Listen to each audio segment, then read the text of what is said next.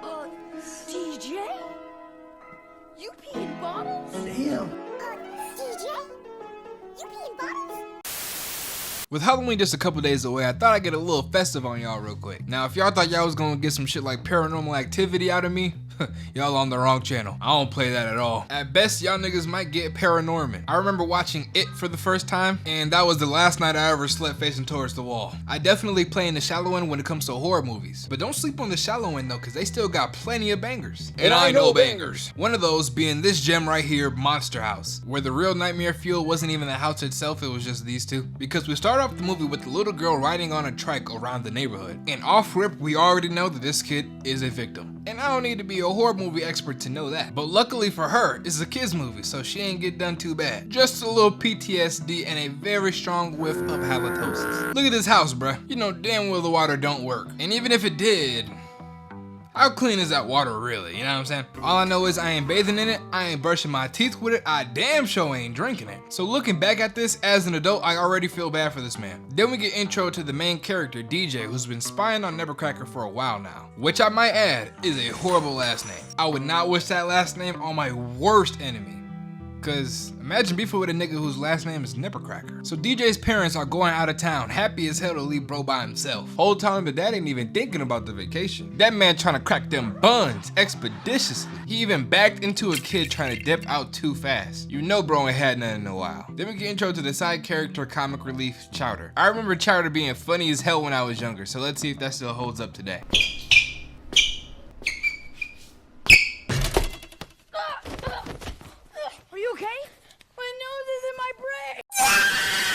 After showing us why he'll never make it into the NBA, his basketball ends up landing in Nevercracker's yard, which is honestly where it belongs. I don't ever want to see this atrocity again. And DJ's like, yeah, your ball's cooked, buddy. Then he just starts crying and shit. So DJ goes to get the ball and immediately gets stopped by Nevercracker. DJ asks for help and Chowder ain't doing jack shit. Like, bro, this is your ball. And in the midst of DJ getting ragdolled, Nevercracker has a stroke or a heart attack. Whatever it is, bro straight up unresponsive. This man is cooked. And now the house is on a personal mission to send this nigga to the great beyond. He goes back to his house to be greeted with whatever the hell this is. Later that night, he gets a phone call. You can be my bunny, I could be your Clyde, you could be my wife. Thinking that it was a prank, he calls back and hears that the phone that was calling him is coming from Nevercracker's house. Bro, I'm packing all my shit immediately and starting a new life across town. You could not pay me to stay in this neighborhood anymore. At the very least, I'm never going outside again. Then the babysitter and her cracked out boyfriend with an absolutely atrocious fit, by the way, comes upstairs to mess with DJ. He hears that Nevercracker died and later he goes outside to mess with the property. So then the house sets a trap, flaunting his red kite Nevercracker took when he was younger. And then literally just devours him. But I'm not gonna lie, was I the only one that was rooting for the house on this one? Bro low-key deserved that. DJ knows something super weird is going on, so he calls Chowder to link up, which is pretty easy for him to do because his dad is at work and his mom is at the movies with her fitness trainer. Like, I'm not even joking, he actually said that. And the sad part is, this is actually somebody's mom right now. So they meet up because DJ thinks Nevercracker is haunting him. And to show him wrong, Chowder is gonna ding-dong ditch the house. He rings the doorbell thinking shit is sweet, but then the house starts coming alive. And this is where we see that Chowder has the survival instincts of a damn walnut, because the curtains fling up with the house lights on. The door flies open, literally making teeth, and then shows him this gaping massive hole in the hallway. And still, he's on the porch. Bro, I would have turned into Usain after hearing that doorbell. But when the carpet reaches out to get him, that's when he starts running. And they both book it for DJ's house and neither of them leave until the next day. Which honestly serves y'all right, especially Chowder's ass, knowing he's the scariest of the bunch. Speaking of that, we now get intro to the second side character, Jenny. And she out here hustling, going door to door, moving like a Jehovah's Witness trying to sell these candy bars. The babysitter tries closing the door on her and she just like, bitch. Like, god damn, she don't need to be selling no chocolate. Y'all need to get shorty down to a damn Honda dealership ASAP. She about to sell y'all like 50 cars a month. So DJ and Chowder have been in the room keeping tabs on the house all night. They see Jenny walk up to Nevercracker's house, so of course they try to stop her. And 4PF Jenny just so worried about that bag that you can't tell her nothing. So she just had to fuck around and find out. And she found out real quick. The house literally tried to eat her off rip, making a big show out of it and everything. And I'm convinced nobody lives in these houses, bruh. Because how do you not hear any of this shit? This literally would have been me peeking out the blinds. The house is making hella noise and multiple kids are screaming at the top of their lungs, and you mean to tell me nobody at least looked out their window once? Let me find out the whole neighborhood is in kudos with this house or something. But all this happens to Jenny, and of course she wants to know what's going on. So she's in DJ's room, and now we get to witness an elite display of Chowder Dirty Mac and his own mans. And RDC, y'all gotta have Dirty Mac in y'all next Hood Olympics, bro. That shit would be funny as hell. So since they haven't left the room all night, they were peeing in bottles, and when Jenny sees them, she asks, "Is that pee?" And Chowder says, DJ? You pee in bottles? Damn. DJ? You pee in bottles? like, nah, bro, you not my homie no more. I swear to God, you gotta go. This is funny though, I can't lie. So Jenny calls the police and they send the two most absolute worst officers possible. I swear, SpongeBob and Patrick would have been more useful here. But this is nothing new for scary movies. It's like they always bring the most incompetent, naive officers and then they get smoked instantly. And of course, they're no help. So they go to talk to your average Discord mod, thinking that he may have some wisdom on how to defeat the house so it doesn't eat any kids on Halloween night. So they talk to him and the only useful thing he tells them is to strike it at the heart. Then he does this goofy shit. Give me that shit, nigga.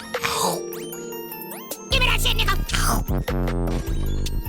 Like, I swear, bro, Monster House is way funnier than I remember. So they come up with the plan to get a dummy and fill it up with that lean so the house can consume it and go to sleep. From there, they go in to strike the house at the heart, which they believe to be the fireplace. And they were extremely close to pulling this plan off, but then the cops from earlier spin back and arrest them. Now, what you're about to see is some really moronic shit that'll have the entire black community shaking their heads. Because the black officer hears a noise and instead of saying, fuck that, he goes to check out the noise like a total schmuck. The other officer goes with him and bro's got the flashlight in one hand and the blick in the other. Mind you, he's just pointing it at a tree. That man said he ready to up the pole on anything moving. But the tree snatches the gun, then starts swinging him around in the air. The other officer comes to help, but immediately gets snatched up. So the house ends up swallowing both the officers. But now there's a bigger problem because the kids are on the property and locked in a squad car. So now they get swept up too. It swallows the car, but they jump out the back at the last second. Thinking the house ate the kids, it goes back to sleep. And since they're already in there, they stick to the plan. They end up in the basement and come across a lady's corpse who they find out to be Nevercracker's wife. And let's just say she was a very well-fed lady, okay? Her airplane tickets were very expensive. And DJ just absolutely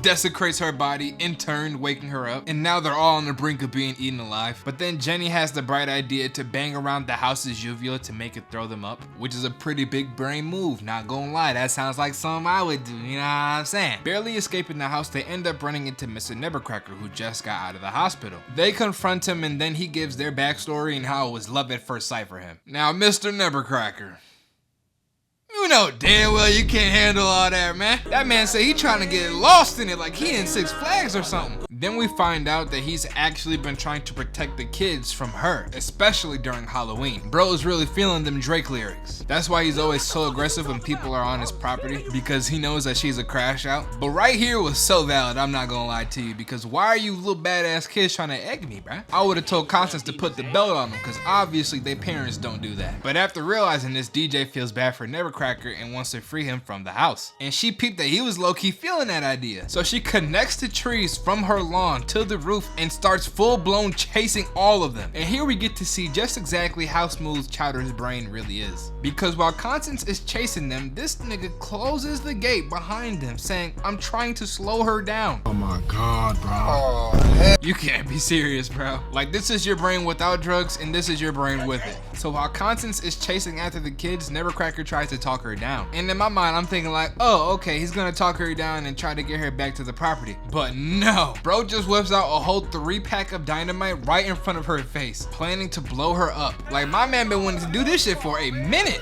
Cause why do you just have random sticks of dynamite on you, bro? You've been retired for how long now? But of course she ain't going for that. So now she's got Nevercracker tied up, and then we get to see a rare Chowder W, because bro pulls up to save him. And keep in mind, this is the same person that tried to slow a sentient house down with a regular gate. But he also just happens to know how to drive a goddamn excavator. I think the house being alive is much easier to believe than this. Chowder is the perfect equivalent of a dumb friend that says something smart from time to time. So now Nevercracker tasks DJ and the kids with blowing her up. And Chowder ends up dragging this house into a huge pit, which ends up tearing her apart.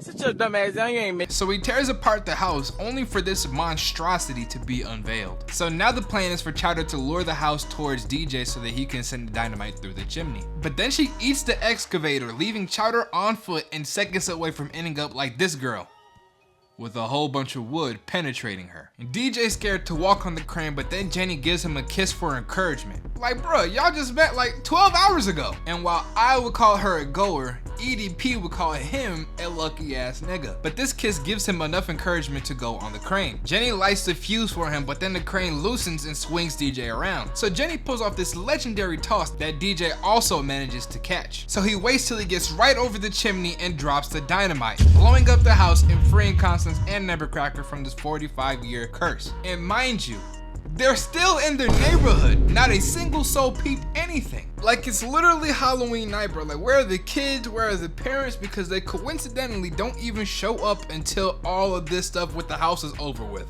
And this whole neighborhood is in on it. I just can't prove it yet. But hey, thank y'all for watching. Hopefully when y'all see this, it's Halloween night, not after that. But hey, if it is, my apologies. My plan is to have Saturday free so I can cover the new My Hero episode with the quickness, because that joint looks like it's gonna bang. But till next time, peace.